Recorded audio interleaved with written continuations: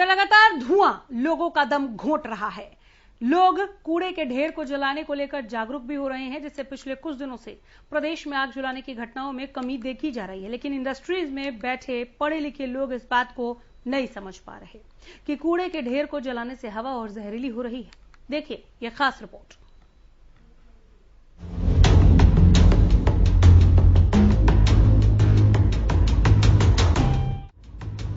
ये तस्वीरें अन्नदाता और राजनीति के बीच हुए समझौते की है, जहां पिछले कई दिनों से किसान अपनी मांगों को लेकर धरने पर बैठे थे। एक लंबी लड़ाई के बाद आखिर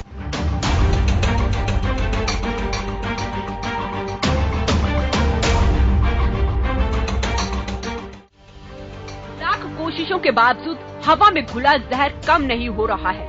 प्रदेश सरकार प्रदूषण को कम करने के लिए अब तक कई तरीके अपना चुकी है। इसके बावजूद प्रदूषण को लेकर हाल ढाक के तीन बात ही है। प्रशासन लगातार प्रयास कर रही है कि कैसे भी प्रदेश के नागरिकों को साफ हवा दी जाए, लेकिन प्रशासन और सरकार की सभी कोशिशों को प्रदेश के नागरिक ही नाकाम कर रहे हैं। सुप्रीम कोर्ट और राज्य सरकार की पाबंदी के बावजूद प्रदेश के नागरिक मानने को तैयार नहीं है। हालांकि सरकार की सख्ती के बाद लोगों की सोच में इतना फर्क आया है कि कूड़ा नहीं जलाना है, लेकिन कब जलाना है और कब नहीं जलाना है, इसका फैसला अभी प्रदेश के जिम्मेदार नागरिक नहीं कर पाए। और यहाँ पे जो काफी इंडस्ट्री एरिया आई है, यहाँ पर डेली का काम हो रहा है। ये अपना कबाड़ा वबाड़ा डाल जाते हैं और आग लगा देते हैं। यहीं पे मेरा घर है, पीछे सामने जीना मुहाल हो रहा है। शाम के टाइम तो सांस लेना मुश्किल हो जाता है। कई बार जा चुके अधिकारियों से भी बातचीत कर चुके, लेकिन कोई कार्रवाई नहीं होती। हम चाहते हैं इस पे कार्रवाई हो, ये चीजें बंद हो, लेकिन कोई समस्या का समाधान नहीं हो रहा है। तो ये डाल जाते हैं, ये अपना जो वेस्टेज डाल देते हैं, उसमें फिर आग लगा देते हैं। देखो इतनी ज्यादा बच्चे हैं, पढ़ने वाले बच्चे हैं, स्कूल है, कॉलोनी है काफी, तो इतनी ज्यादा परेशानी है, सांस लेना मुश्किल हो जाता है। लेकिन काफी जगह हमने बोल चुके हैं, इंडस्ट्री एरिया में भी जा चुके हैं हम अपने ऑफिस में, वहाँ पे भी कोई कार्रवाई नहीं हुई। तो हम चाहते हैं इस पे जल्द से जल्द कोई कार्रवाई हो। ठीक। तस्वीरों में आप साफ साफ देख सकते हैं कि प्रदेश के नागरिक कितने जिम्मेदार हैं और प्रदूषण को खत्म करने के लिए कितनी मेहनत कर रहे हैं। दरअसल सोनीपत के राई औद्योगिक क्षेत्र की कॉलोनी के पीछे उद्योगों से निकलने वाले कूड़े को खत्म करने का नया तरीका निकाला है। यहाँ लोग दिन के उजाले में कूड़े के ढेर से दूर रहते हैं और अंधेरा होते ही उसमें आग लगा देते हैं। इस नायाब तरीके से कूड़ा तो जल जाता है, लेकिन हवा कितनी जहरीली हो जाती है इसका अंदाजा शायद इनको नहीं है। अगर इस बात का अंदाजा होता तो ये लोग ऐसा नहीं करते। लोगों के इस हरकत को आप या तो एक खोज की तरह ले सकते हैं, या फिर आप समझ सकते हैं कि लोग इस बात से अनजान हैं कि रात में कूड़ा जलाने से भी हवा में प्रदूषण बढ़ता है, या फिर आदत से मजबूर। यहाँ पे ये फैक्ट्री एरिया जी राई का, यहाँ पे काफी रोज का काम है इनका। पोल्यूशन के ये जला के चले जाते हैं। कल भी देखो जी ये जला के गए हुए थे यहाँ। रोज का काम है जी इनका ये। और यहाँ पे सांस लेना काफी मुश्किल हो गया है। हमें खुद मतलब सांस बिल्कुल बहुत ज्यादा प्रॉब्लम हो रखी है यहाँ पे।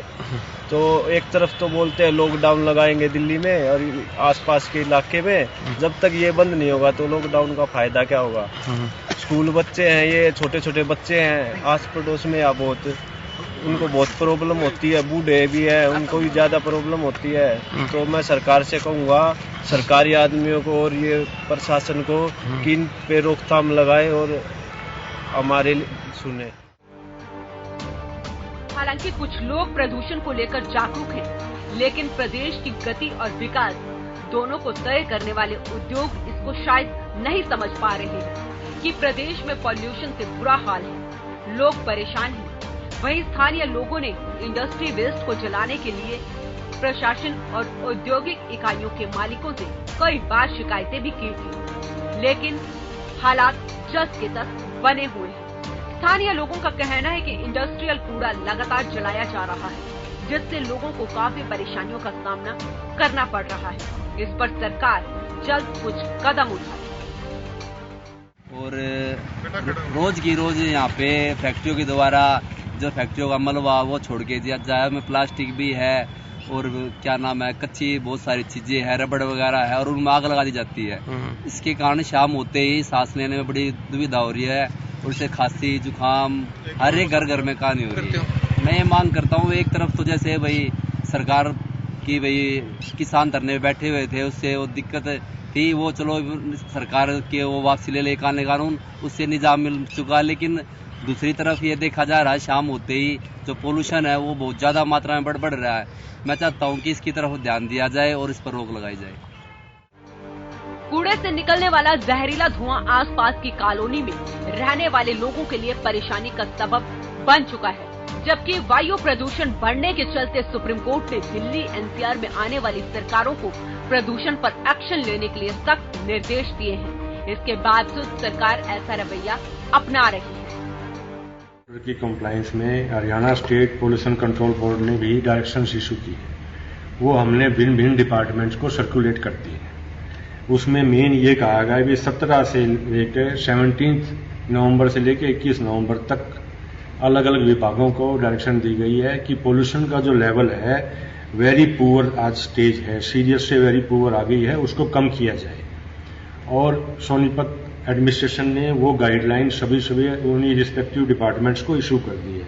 ट्रांसपोर्ट वाले अपने चालान कर रहे हैं, पोल्यूशन वाले अपने चालान कर रहे हैं, जो बड़े बॉयलर्स हैं, बड़ी इंडस्ट्रीज हैं, उनको भी इशू कर दिए गए हैं कि केवल गैस बेस पे ही चलेंगी, फ्यूल पे और बायोफ्यूल पे नहीं चलेंगी। बाकी चालानिंग एग्रीकल्चर वाले भी कर रहे हैं।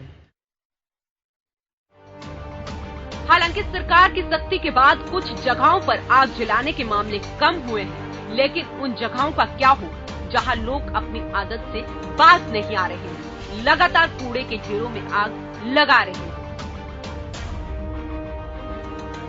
और आज सुबह हमने एक पखवाड़ा मनाया है, इसके लिए स्टबल बर्निंग के लिए भी बहुत अच्छा रिस्पांस है। स्टबल बर्निंग सोनीपत डिस्ट्रिक्ट में बहुत कम हो रही है पहले के मुकाबले।